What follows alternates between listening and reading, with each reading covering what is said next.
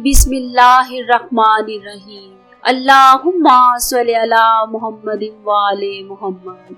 हाफिज जलालुद्दीन सयूती ने अपनी किताब तारीखुल खुलफा में बयान किया है कि बनी बोया का सबसे मशहूर बादशाह असदुद्दौला ईरान, अराक और रै का ताकतवर और मकबूल तरीन बादशाह था। वो बादशाह बनने से पहले 28 साल तक सूबा फारस और करमान का वाली रहा। असदुद्दौला ने बतौर वाली और बाद अज़ा बतौर बादशाह बड़े तरक्याती काम करवाए और सल्तनत में मसाली अमन कायम किया। उसका एक और बड़ा कारनामा बगदाद में एक अजीमुशान शिफाखाने का कयाम था। इसमें 24 तबीब मुकर्रर थे।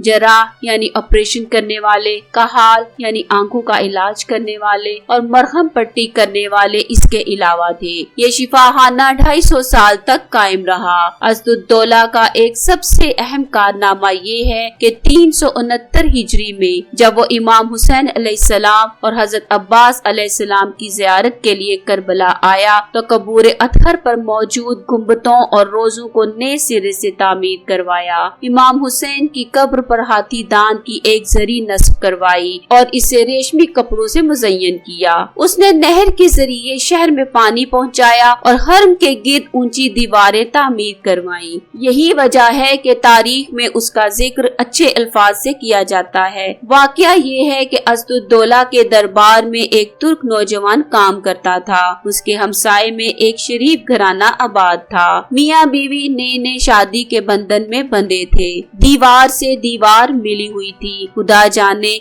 इत्तफाकन दीवार से एक ईंट गिर पड़ी या उस तुर्क नौजवान ने कस्तन निकाल ली। बहरहाल दीवार में सुराख हो गया। उस तुर्क ने दीवार से झांक कर देखा। उसे एक नहायत खूबसूरत औरत नजर आई। अब तुर्क नौजवान को ताक झांक का ऐसा चस्का पड़ा कि वो सुराख से उस औरत को देखता रहता। शुरू में तो औरत को पता न चला कि कोई उसे देखता है। अलबत्ता रफ्ता रफ्ता उसे मालूम हो गया कि तुर्क हमसाया उसे चोरी छुपे देखता रहता है। औरत पाक दामन थी। उसने अपने हावंद से शिकायत की कि ये तुर्क मुझे रोजाना दीवार से झांकता रहता है। इस मकान में मेरे सिवा कोई और नहीं है, इसलिए लोगों को शक गुजरेगा कि मेरी इससे शनासाई है और मैं उससे बातें करती होंगी। समझ में नहीं आता कि उससे जान छुड़ाने के लिए क्या करूं। हावंद को जब हमसाये की ये मज़मूम हरकत मालूम हुई तो उससे बड़ा गुस्सा आया कि उसकी इज्जत पर डाका डाला जा रहा है। उसने फौरन एक मंसूबा बनाया और अपनी बीवी से कहा, घबराने की जरूरत नहीं, ऐसा करो कि उसके नाम एक रुक्का लिखो और इसी सुराख से उसकी तरफ फेंक दो। रुक्के का मजमून ये होना चाहिए, ऐ नौजवान, फजूल खड़े होने और सुराख से मुझे चोरी छुपे तकते रहने का कोई फायदा नहीं। तुम यूं करो कि इशा के बाद जब अंधेरा छा जाए और लोग सो जाएं, तो तुम चुपके से मेरे दरवाजे पर आ जाना। हल्की सी दस्तक देना, मैं तुम्हारे लिए खामोशी से दरवाजा खोल दूंगी। औरत ने ये मजमून लिखकर नौजवान की तरफ सुराख से रुक्का फेंक दिया। नौजवान ने फौरन रुक्का पढ़ा और खुशी से झूम उठा। वो रात होने का बेताबी से इंतजार करने लगा। उधर खातून के शौहर ने घर के दरवाजे के पीछे गहरा गड़ा खोदा और इशा के बाद तुर्क नौजवान की घात में बैठ गया। सूरज गुरूब हुआ, चारों तरफ अंधेरा छा गया। इशा के वक्त नौजवान औरत के दरवाजे पर पहुंचा और एहतियात से दस्तक दी। दरवाजा धीरे से खुल गया। नौजवान ने जो ही अंदर कदम रखा, शौहर ने उसे लात मारी और घड़े में गिरा दिया। फिर बीवी से मिलकर ऊपर से मिट्टी डाल दी। चंद दिनों तक तो उस तुर्क नौजवान के बारे में किसी ने कोई बात नहीं की, मगर जब वो मुतवातिर कई दिन तक नजर न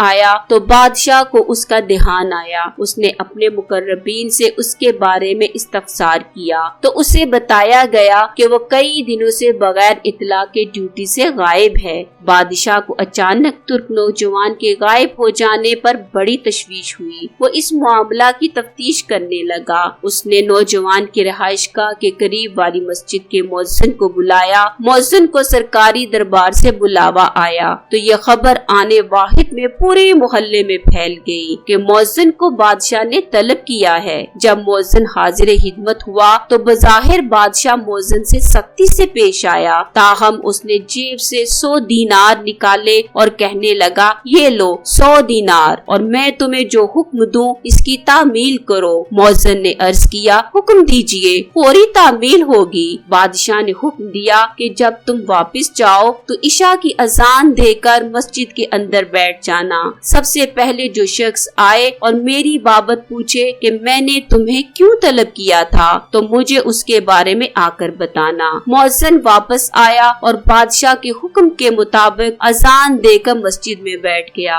اذان سنتے ہی ایک آدمی مسجد میں داخل ہوا۔ یہ وہی آدمی تھا جس کی بیوی پر ترک نوجوان بری نگاہ رکھے ہوئے تھا اور جسے اس نے اپنے دروازے کے پاس گھڑے میں دفن کر دیا تھا۔ مسجد میں داخل ہوتے ہی اس نے مؤذن سے کہا، میرا دل تمہاری طرف لگا ہوا تھا، بتاؤ خلیفہ نے تمہیں کیوں بلوایا اور وہ تم سے کیا معلوم کرنا چاہتا تھا؟ مؤذن نے بتایا کہ کوئی خاص بات نہیں، بادشاہ نے مجھ سے اچھی بات ہی کی ہے۔ صبح ہوتے ہی مؤذن مسجد سے نکلا اور بادشاہ کی خدمت میں حاضر ہو کر اس آدمی کے بارے میں اطلاع دی۔ بادشاہ اسدالدولہ نے فوراً اس آدمی کو بلاوا بھیجا۔ کچھ دیر بعد وہ آدمی بادشاہ کے دربار میں حاضر ہو گیا۔ وہ گھبرایا ہوا تھا۔ اسدالدولہ نے اسے دیکھتے ہی پوچھا، ترک نوجوان کا کیا قصہ ہے؟ وہ بولا، حضور کا اقبال بلند ہو، آپ نے اس ترک نوجوان کے بارے میں پوچھ ہی لیا ہے تو میں آپ کو بالکل سچ بتاتا ہوں۔ بات دراصل یہ ہے کہ میری بیوی پردہ نشین اور پاک دامن خاتون ہے۔ یہ نوجوان ہمارا پڑوسی تھا۔ وہ مکان کی دیوار سے اسے دیکھتا رہتا تھا اور ورگلانے کی کوشش کر رہا تھا۔